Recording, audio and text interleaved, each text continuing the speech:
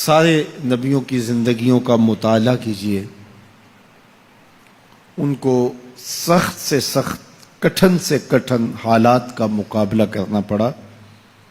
اور حالات کی سختیاں انہوں نے گوارا کی، لیکن اٹھنے والے قدم پیچھے نہیں ہٹے، وہ آگے ہی بڑھتے چلے گئے اور عزیمتوں کے سفر طے کرتے گئے۔ سب سے زیادہ مشکل اور کٹھن حالات میرے اور آپ کے آقا و مولا حضور نبی رحمت صلی اللہ علیہ وآلہ وسلم کو ملے اور حالات کا جبر حضور کو سہنا پڑا، تلخیاں گوارا کرنی پڑی۔ پیدا ہوئے تو باپ کا سایہ سر پہ نہیں تھا، 6 سال کی عمر تھی کہ ماں انتقال کر گئی۔ حضور نے اعلان نبوت کیا تو اپنے ہی مخالف ہو گئے۔ سب سے پہلا شخص جو کھڑا ہوا اور جس نے بدتمیزی کی وہ رشتے میں سکا چچا لگتا تھا۔ اس کی بیوی سارا دن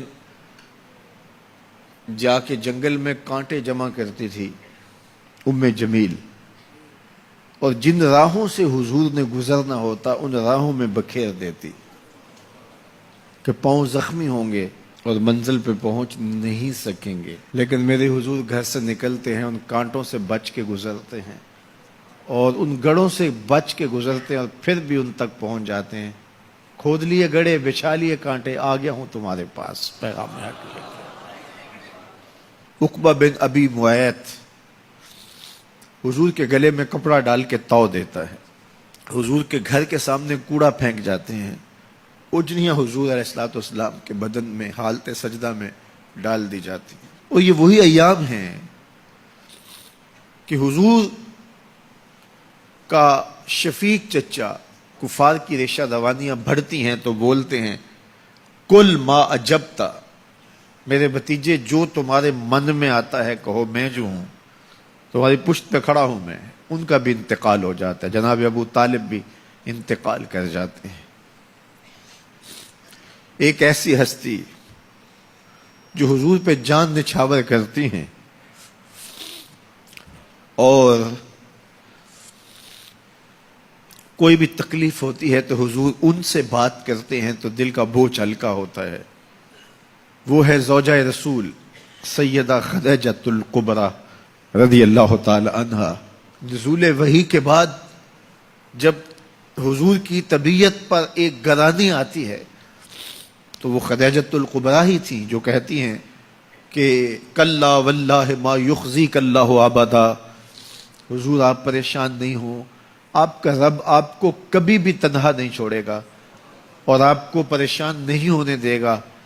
اس لیے کہ آپ دکھیوں کے کام آتے ہیں، ضرورت مندوں کی ضرورتیں پوری کرتے ہیں، اور جن کا کوئی کمانے والا نہیں آپ اس کی مدد کے لیے کھڑے ہوتے ہیں، یتیموں کا سہارا ہیں اور بیواؤں کا آسرا ہیں، آپ کا رب آپ کو کبھی بھی پریشان نہیں ہونے دے گا۔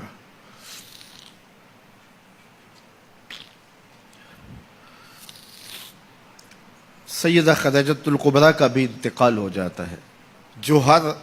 مشکل وقت میں ڈھارس بندھاتی تھی، پشت پہ سایہ بن کے نگہبانی کا فریضہ انجام دینے والے چچا بھی انتقال کر جاتے ہیں۔ عقبہ بن ابی معیط کی بدتمیزیاں بڑھ جاتی ہیں، راہوں میں کانٹے بچھتے چلے جاتے ہیں، گڑھے کھودے چلے جاتے ہیں، ادھر حضور کے غلاموں کو پکڑ کے چوراہوں میں لٹا کر کے کوڑے مارے جاتے ہیں، چکیاں پسوائی جاتی ہیں۔ حضور گزرتے ہیں تو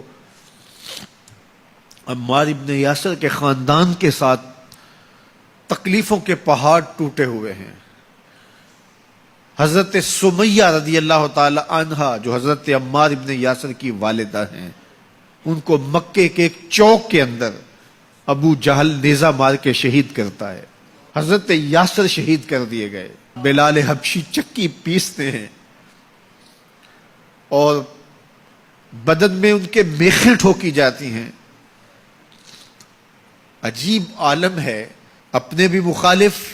سکا چچا راستہ روک کے کھڑے ہو جاتا ہے، اوجریاں پھینکی جاتی ہیں، کانٹے بکھیرے جاتے ہیں۔ طائف گئے تو ان کا رویہ اتنا شرمناک اور اتنا دردناک تھا کہ اس کی تلخیاں بھولتی نہیں ہیں۔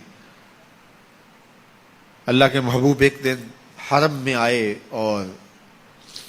وہیں ام ہانی کے گھر جو حرم کے بالکل قریب تھا رک گئے۔ فرماتے آنا بین النوم والیقظہ، میں نہ تو ابھی سویا تھا نہ ابھی جاگ رہا تھا، میری درمیانی کیفیت تھی۔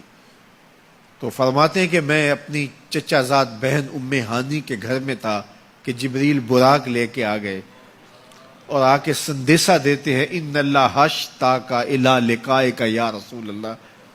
محبوب زمانے کے دکھوں نے آپ کو گھیر لیا ہے اور تکلیفیں حد سے تجاوز کر گئی ہیں۔ رب کہتا ذرا آؤ نا میں رخ سے نقاب اٹھاؤں اور آپ کو جلوہ کرا کے سارے غم غلط کر دوں اور سارے دکھ دور کر دوں۔ تکلیفیں حد سے بڑھیں، اذیتیں زیادہ ہوئیں، تو مالک نے کہا محبوب وہ منظر بھی دیکھے کہ طائف کے بازاروں میں لوگ پتھر لیے کھڑے تھے، اب وہ منظر بھی دیکھو، رضوان جنت کے پھول لیے کھڑے ہوں گے، فرشتے قطاروں میں منتظر ہوں گے، وہ پتھر لیے کھڑے ہوں گے، یہ پھولوں کی کلیاں لیے جنت کی حوریں کھڑی ہوں گی۔ تو حضور کے استقبال کی تیاریاں ہیں، جبریل براق لے کے حضور کی خدمت میں حاضر ہوتا ہے۔